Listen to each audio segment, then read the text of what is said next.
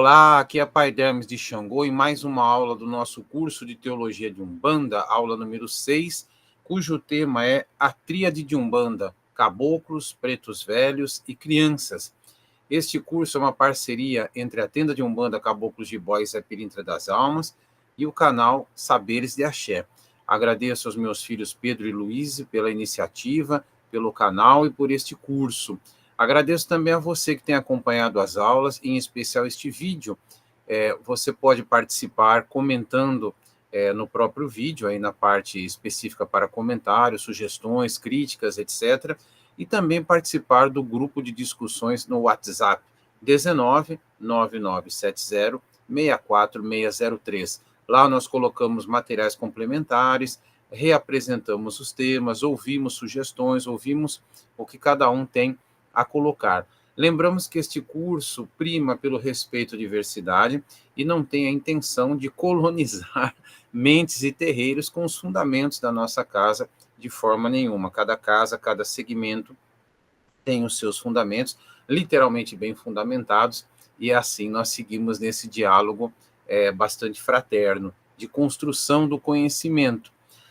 Quando falamos tríade de Umbanda, o termo, a princípio, pode até assustar, parecer algo ligado à criminalidade, mas tríade significa a junção de três forças, três segmentos, três instituições, como quiserem, e aqui nós temos essas três figuras que se manifestam de modo geral na Umbanda, o caboclo, o preto velho e a criança. Antes disso, é preciso lembrar que os espíritos se manifestam, os guias, portanto, também, com roupagens fluídicas específicas, com roupagens fluídicas com as quais eles se coadunam. Então, quando alguém desencarna, por exemplo, faleceu um avô numa família, esse avô pode aparecer para o seu neto como próximo do desencarne, como estava, né, idoso, enfim. Porém, seja na vigília ou seja no sono, ele pode aparecer para o seu filho já adulto como mais jovem, como este adulto via este pai quando este adulto era criança. Então isso vai depender de uma série de fatores. Ou ele vai aparecer também para o seu filho já adulto como um homem idoso, tal qual aparecia para o seu neto, aparece para seu neto, neste exemplo que nós damos. Então, a roupagem fluídica, ela vai se adaptando conforme as circunstâncias, conforme as necessidades. Ora, os guias de Umbanda, já vimos um pouquinho disso na aula anterior, e vai voltar esse conceito em outros encontros. Os guias de Umbanda escolhem a roupagem fluídica, ou melhor, projetam essa roupagem fluídica de acordo com as linhas, com as falanges com as quais eles se coadunam, nas quais estão inscritos, com as quais mais se identificaram, pediram para entrar ou foram convidados para entrar. Por isso que nós temos caboclos, pretos velhos e crianças. E nessa chamada tríade de Umbanda, nós precisamos entender que nem todo caboclo foi necessariamente ligado a um povo originário, a uma das nações chamadas indígenas, no que hoje nós chamamos de Brasil. Nem todo preto velho foi escravizado, nem todo espírito de criança desencarnou necessariamente como criança. Mas é importante perceber que na apresentação fluídica nós temos não apenas esse formato, porém também a forma de falar, trejeitos e conceitos, manifestações que se referem a cada uma delas. Fica fácil de perceber que nós temos a criança representando a infância, o caboclo, a fase adulta, a maturidade, e o preto velho, a preta velha, a fase mais idosa, próxima do desencarne. Então, nós temos três grandes momentos da vida do encarnado que são representados também por essas linhas, ou por essa tríade. Interessante, principalmente a partir da pesquisa profunda de muitos anos do professor doutor Maurício Ribeiro da Silva, de quem eu venho a ser orientando de doutorado com muita alegria, com muita fraternidade, com muito orgulho, que ao longo da história da Umbanda, num primeiro momento, nós tivemos celebrada o caboclo. Algumas décadas depois, tivemos o preto velho, uma Umbanda mais de preto velho. E, sobretudo, a partir dos anos 90, a figura não é a criança que predomina na Umbanda, mas o Exu. ou a linha de esquerda. Isso nós poderemos abordar em outros momentos, embora já tenhamos falado um pouco, perdão, da esquerda, mas são temas bastante recorrentes. Então, nós teríamos aí uma outra tríade, numa sequência cronológica de importância dada por umbandistas ou não, caboclo, pretos velhos e exus. Mas vamos começar a falar dos nossos amados caboclos, representados desde o momento da fundação oficial, e peço que vejam a esse respeito as aulas anteriores, fundação oficial, anúncio oficial da Umbanda, o Caboclo das Sete Encruzilhadas. Evidentemente, os caboclos representam a ancestralidade de o que hoje nós conhecemos como o solo brasileiro. E eles se manifestam principalmente a partir da irradiação, ou melhor, da governança de Oxóssi e na irradiação de outros orixás, como vimos também em aulas anteriores. Então, eu posso ter um caboclo, evidentemente a governança geral, né, a estrutura geral, linha de Oxóssi, mas ele vem na linha de Xangô, na linha de Oxum, e assim sucessivamente. Nós temos os caboclos, as caboclas e também os caboclinhos e caboclinhas, ou curumins e cunhantãs, como também alguns terreiros são chamados. Esses caboclos são conhecidos como caboclos de pena, e nós temos os caboclos de couro ou caboclos boiadeiros, que pertencem, portanto, a outras linhas, mas não deixam de ser caboclos, uma vez que representam a miscigenação do povo brasileiro, principalmente do povo, dos povos, perdão, originários, com os europeus e, claro, também com confluências afro, dada a miscigenação em sentidos diversos, com matrizes diversas, como, aliás, é também a nossa Umbanda. Habitam regiões do astral chamadas simbolicamente de Jurema, ou Juremá, o Maitá, ou, de modo geral, também a Aruanda, por que não? Temos que são curadores, por isso que muitos deles também vêm na linha de cura, e mesmo na linha do Oriente, por que não?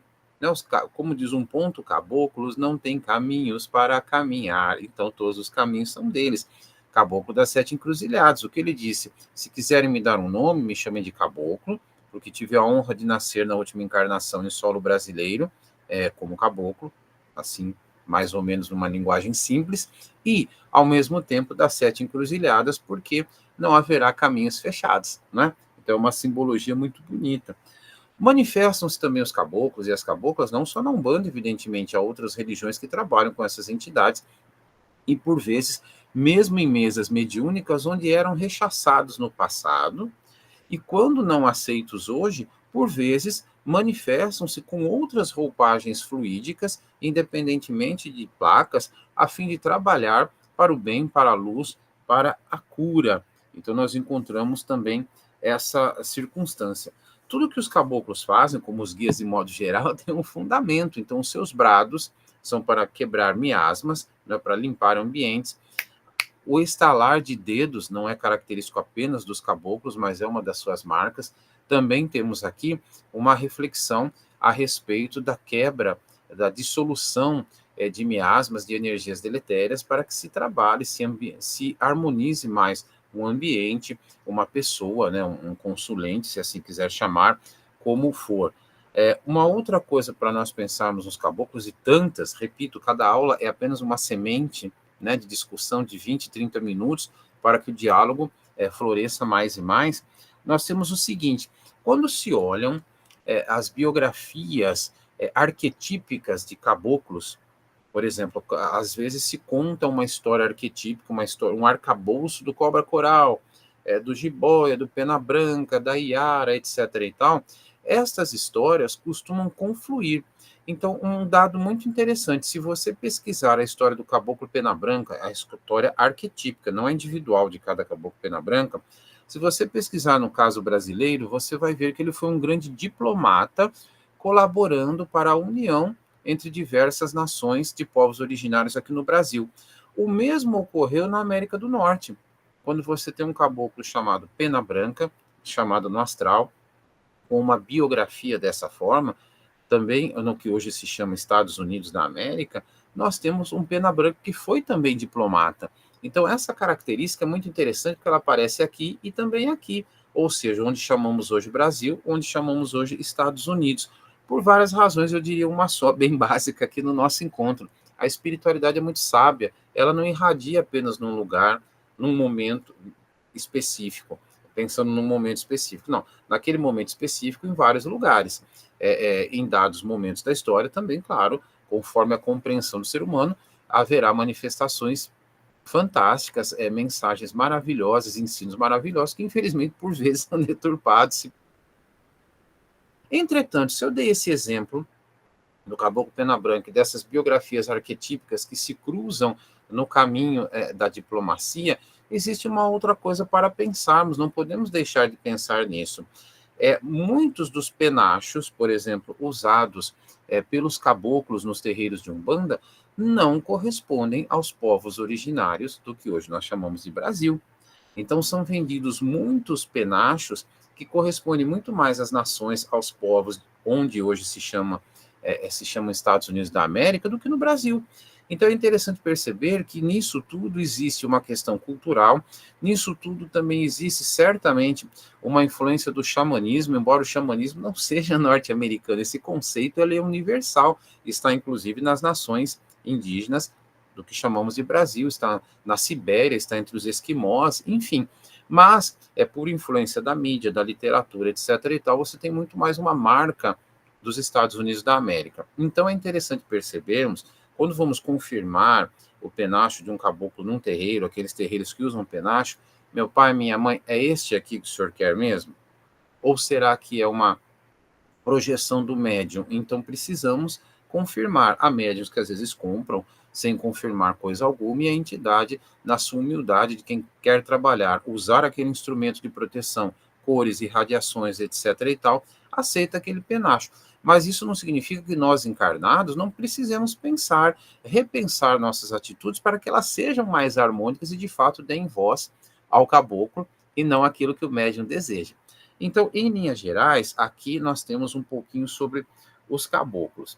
Sobre os pretos velhos, eu queria considerar o seguinte: nem todo preto velho foi necessariamente escravizado.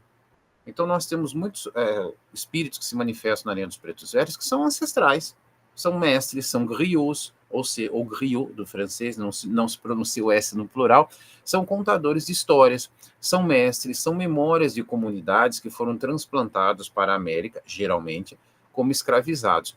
Outros chegaram a morrer nessa travessia, não chegaram, foram escravizados, mas não chegaram aqui, foram presos, mas não chegaram aqui.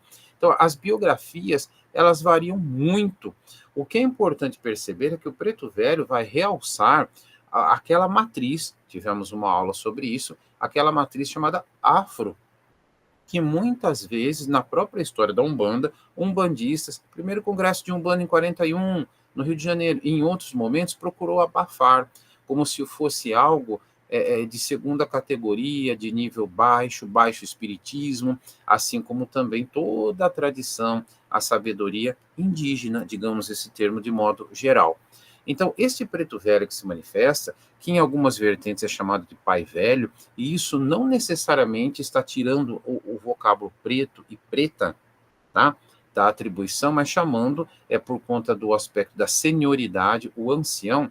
Mas esse preto velho, essa preta velha, pode ter sido escravizado, pode não ter sido, pode ter morrido desencarnado durante o tráfico negreiro, não importa, são magos da luz que estão trabalhando, sim, e assumindo essa roupagem, e assumindo esse aspecto afro-brasileiro, se quiserem, para nos lembrar que, sim, a matriz afro é muito importante na Umbanda. Ah, mas a espiritualidade, ela não tem placa, ela não tem cor. Exatamente, mas ela tem raízes.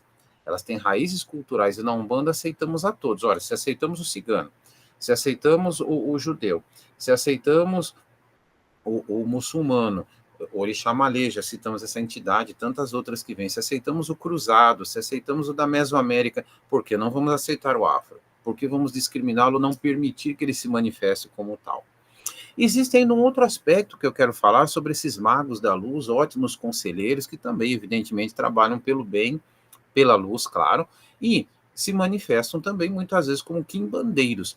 Assim como os espíritos assumem as roupagens fluídicas mais diversas, se temos negros escravizados, africanos não escravizados, griot, mestres, sembas, coordenadores de comunidades, líderes, etc., etc., porque também não temos dentre eles, e certamente temos, é isso que eu quero colocar, antigos, assim chamados senhores de escravos, que quando desencarnaram, percebendo a besteira que fizeram, gravíssima, de subjugar outros seres humanos, etc., etc., etc., olha, eu, como uma forma de aprendizado, de trabalho e de política compensatória espiritual, quero trabalhar na linha dos pretos velhos. Então, eu que fui o branco opressor, quero aqui hoje trabalhar nessa linha dos pretos velhos como uma forma de aprendizado, minimamente que seja, um pouco na espiritualidade hoje, aquilo que eu fiz como besteira no passado.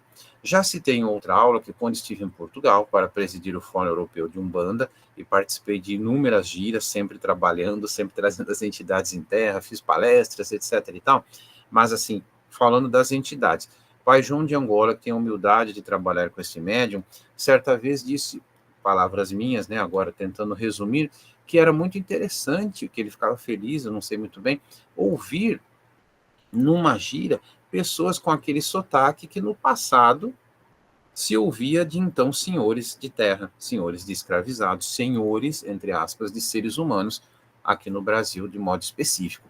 Então são situações de resgate, são situações de cura.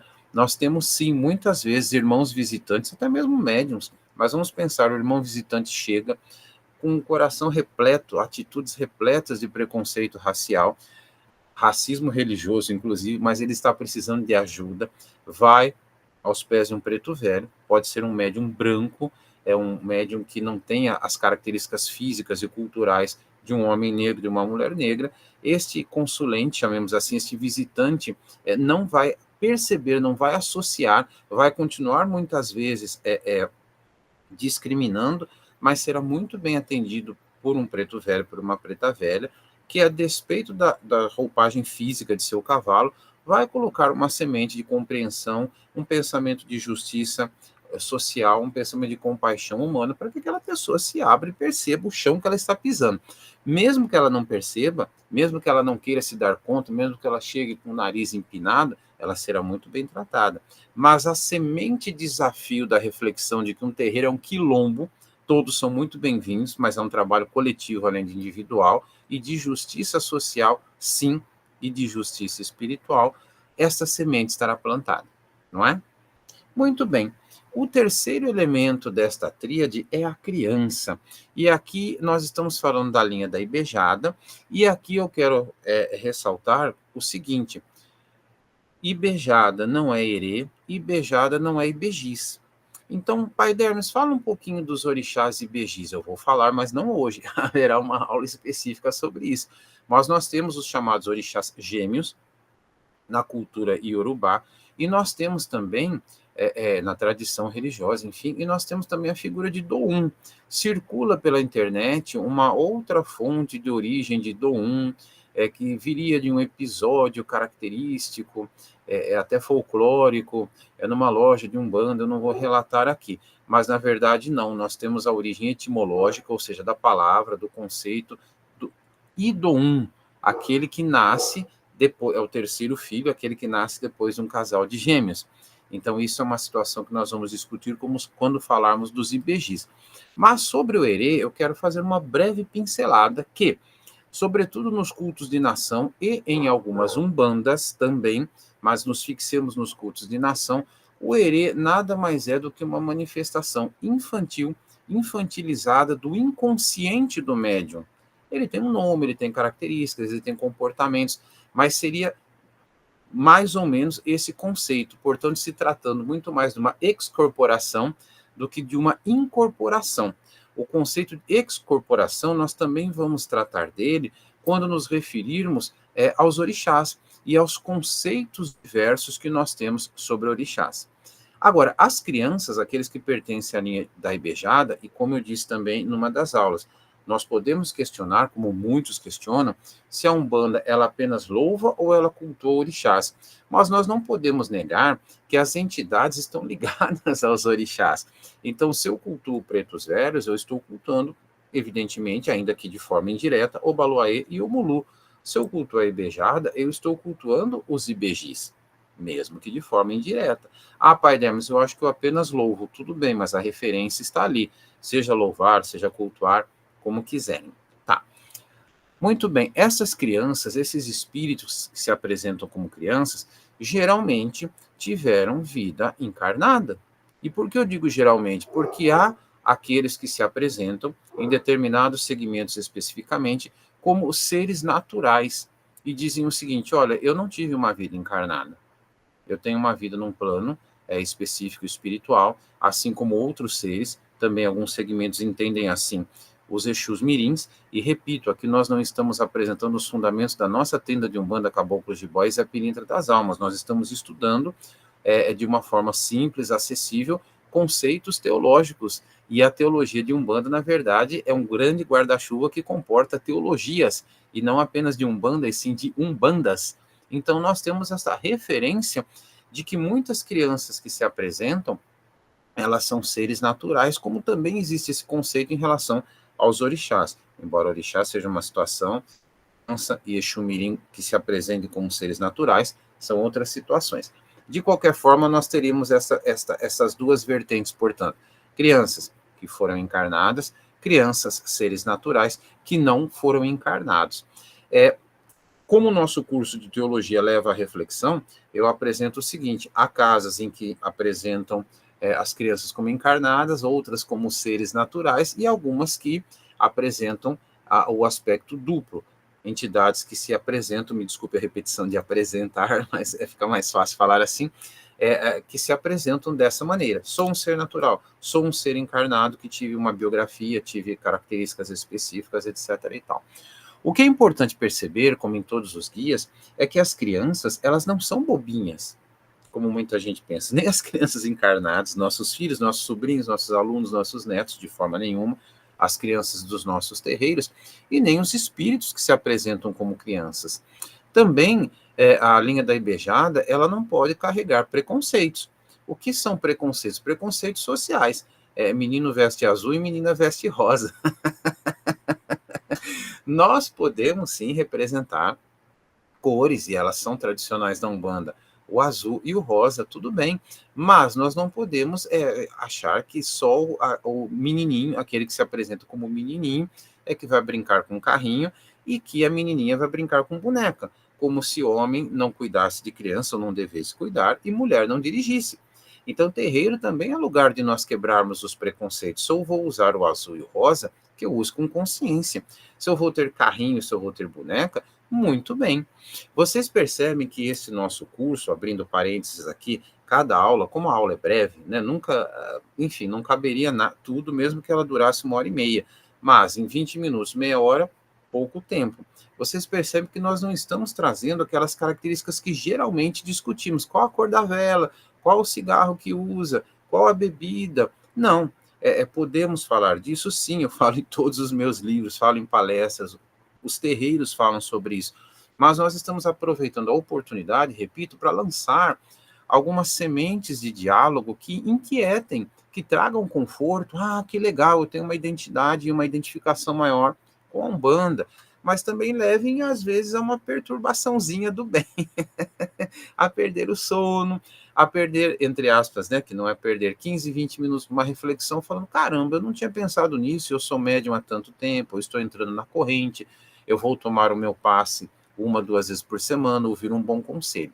Então, retornando a essa questão das crianças, lembremos, Ibejis, Ibejada e Erês. Dos Ibejis eu não falei hoje, até falei um pouquinho sobre Dom 1, falei rapidamente sobre os Erês e um pouco sobre a Ibejada, ressaltando que as crianças, elas não são um aspecto folclórico da Umbanda, como também não os pretos velhos ou os caboclos. Ah, isso aqui sei lá, é uma situação só para engodar as pessoas, é um placebo, é um teatro no mau sentido, como nós falamos em várias aulas, né, usando essa expressão, esse termo, perdão, teatro, que não tem a ver com algo negativo, mas muitas vezes é utilizado. A pessoa fez teatro, fez drama, fez isso, fez aquilo. Então, aqui a gente tem que reforçar que quando usamos esse termo, é no sentido pejorativo, infelizmente. de as pessoas acharem que a Umbanda é um espetáculo, embora ela esteja espetacularizada, sobretudo nas redes sociais. Mas a Umbanda é uma religião, e uma religião com fundamentos. E este fundamento, neste fundamento, nós temos a manifestação desta tríade, dessas três entidades, caboclos, pretos velhos e crianças, não excluindo outras, não excluindo o Exu, não excluindo o baiano, o malandro, qual seja. Mas é interessante perceber como essas três entidades acabaram marcando, principalmente a Umbanda, até mesmo no calendário de festas. Nós temos os terreiros mais antigos, alguns conforme a possibilidade de organização. A festa de Oxóssi é forte, a festa dos Pretos Velhos é forte, e a festa da Ibejada. Festa de Oxóssi, leia-se mais os caboclos do que o orixá. Então, mais uma vez, nós dizemos, Oxóssi é cultuado ou louvado na Umbanda, depende de cada casa, depende de cada segmento, mas, de qualquer forma, ele está ali presente, regendo os caboclos, né? Como também outros orixás da macaia, como nós dizemos, que é um termo muito utilizado na Umbanda, não é novidade, não é modismo, para se referir à mata, aos orixás, às entidades de mata. Macaia é um termo de origem Angola, tá? Então, o que vai acontecer? Nós percebemos que essas três festas principais marcam o calendário de um terreiro. E mesmo as festas dos orixás, muitas vezes não são tão fortes, ou às vezes nem acontecem, dos orixás pai e mãe de cabeça, do dirigente espiritual. Então, vocês percebam essas entidades. Porém, como eu disse também, cronologicamente, como diz a pesquisa do professor Maurício Ribeiro da Silva, nós temos 3 momentos, sendo o primeiro deles a fundação oficial da Umbanda, os caboclos, depois, algumas décadas mais à frente, os pretos velhos, e principalmente a partir dos anos 90, 80, 90, mas principalmente 90, com a Umbanda Sagrada, a figura dos Exus, das pombogiras, da esquerda de modo geral. Então, nós podemos entender essas duas tríades, como eu estou colocando aqui, como a primeira de fundamento, crianças, pretos velhos e caboclos. A segunda cronológica, não é? Que é caboclos, pretos velhos e esquerda. Tudo bem? Esta foi a nossa sexta aula. Eu agradeço a vocês por acompanhar, por compartilhar, por participar dos diálogos, seja nos comentários ou no grupo de WhatsApp. Abraço, gratidão e axé.